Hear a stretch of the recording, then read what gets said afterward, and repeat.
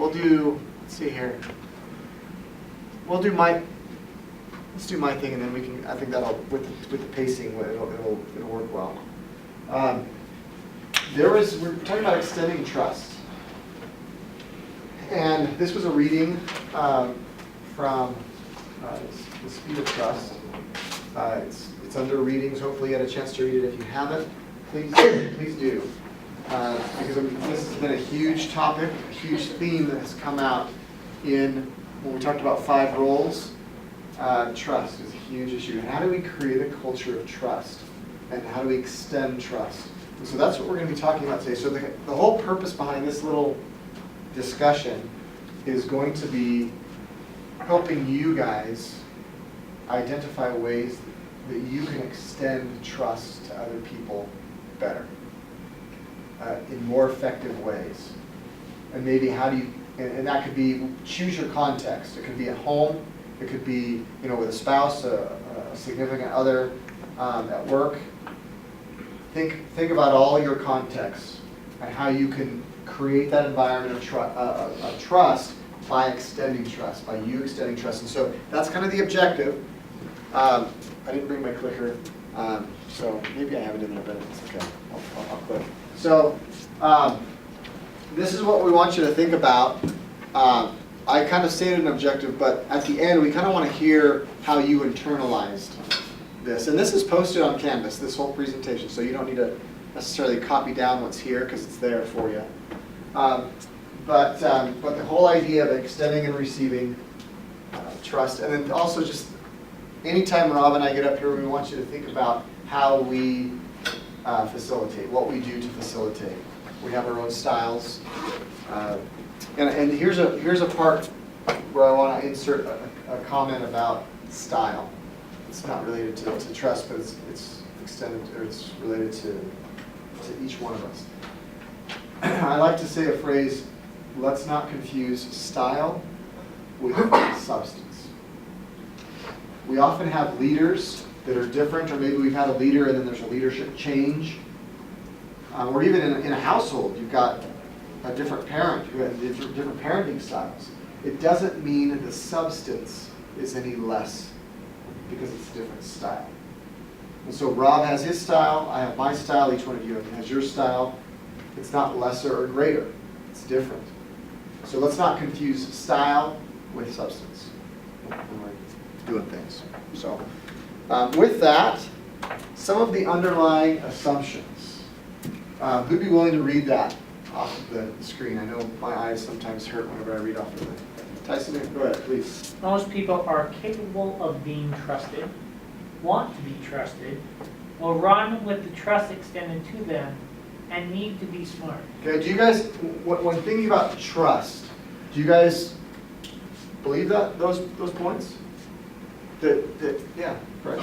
What do you mean by the need to be smart? Well, when we're dealing with trust, we kind of need to be smart. Some of us, like for example, if you're in a situation, and let's say maybe you've been abused, so you maybe have some walls up. You're gonna want to be smart. I mean, a lot of times we've had experiences where it's like, you need to be smart about extending and even receiving trust, because some people have agendas, and so there's a lot of judgment and discernment that goes on in there. So when it comes to trust, it's not. I mean, it's hard to just open me up. I'm ready to trust. You've got to earn it, and especially for those who have been hurt. And so these are the underlying assumptions when it comes to trust. Does that help answer your question? Yeah, it does. Thank you. So does anyone not agree with these assumptions when it comes to trust? Are there other assumptions that we should be considering that are not up there?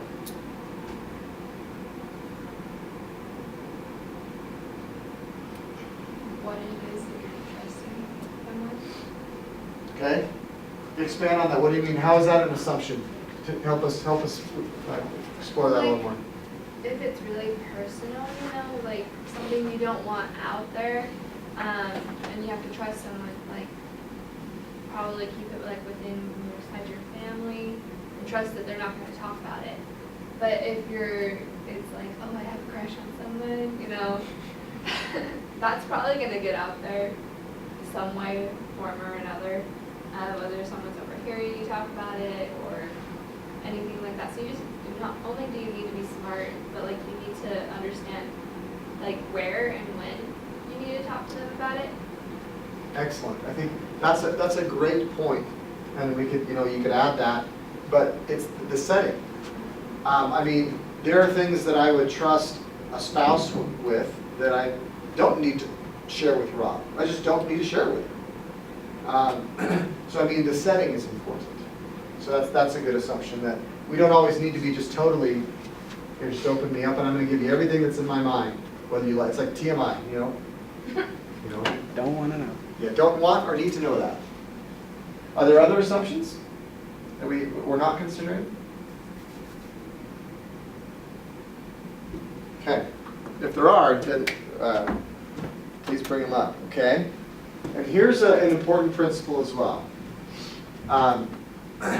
This is brought out in the reading, that people really don't need to be managed or supervised if we trust them. And that's a hard thing, because I think we all identify with these. Why do we have such a hard time actually making this happen? People manage themselves. I mean, Covey talks about that. You've got personal leadership to get where you are, and then you manage the day-to-day things. And that's why facilitating is so important. You're just trying to help people be empowered in the way that they manage themselves. So let's talk about this a little further. So there's kind of two types of trust that in the reading that Covey points out. False and fake trust. So let's go over each one of these. Who'd be willing to read false trust? Okay, Bryce, go ahead. False trust. Extending responsibility but not authority or resources to accomplish a task. Okay. So can you think of an example where you say, hey, do this, but you're not given any authority or resources to accomplish the task? It's like saying, okay, I'll give you an example, and then you guys, I'm sharing an example, maybe you guys can think of one. I used to work at a school. It was a for-profit institution. It was so enrollment driven because it was for-profit. And the admissions folks were tasked with a certain responsibility to hit a certain target. Okay? But the lead generation created by the corporate wasn't there. They were not empowered. They didn't have much authority. Corporate controlled the marketing dollars, so there was no local control of marketing dollars, and so they didn't have the resources to be able to accomplish the goal. They didn't even have someone who could go out and do business development to expand and try to accomplish the goal.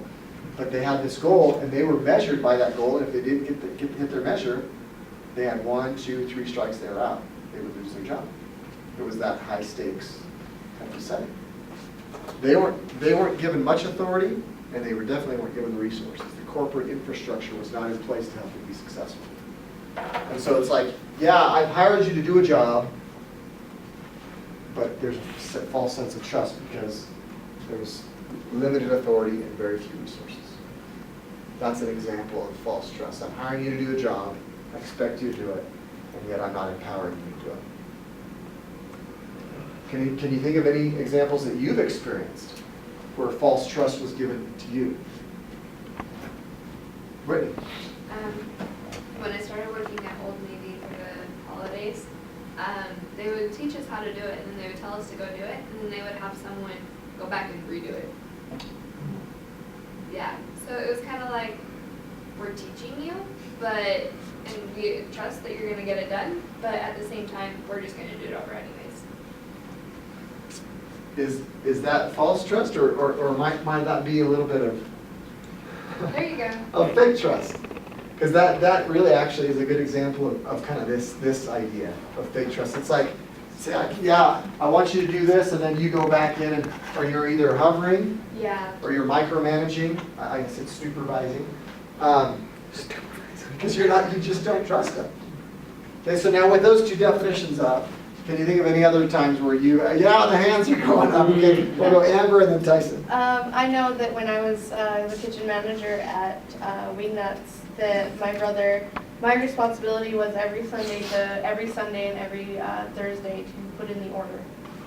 But instead of letting me call the Cisco guy, the representative, to get the order in, I actually had to give my list to the general manager, and he had to go over it, and he never fixed it, but he never trusted me to call up the representative to put the order in by myself. I always had to run it by him first. And I guess with that, I guess for me that was kind of bad because he's also my brother. My general manager was my brother, and he didn't trust me to do the job that he was giving me, but instead was micromanaging how I was supposed to do it. And I actually one time did call because he was out of town, and I got in trouble. So it was just one of those kind of things. And isn't it interesting how you can have a policy in place where you have checks and balances to be able to say, hey, the policy is, you put together the order, just shoot it by me, I'll approve it, and then you make the call. But it sounds like, if there was a policy to have or a procedure to have a checks and balances that still empower you to make that call, because if I asked you to do that, it's like, here's the responsibility, it shifts back over to him and not back to you. But I could see the wisdom in a check and balance, but it's not coming back because it's your original responsibility. So how did that make you feel towards, in this case it's family, but which is unique. Yeah. So,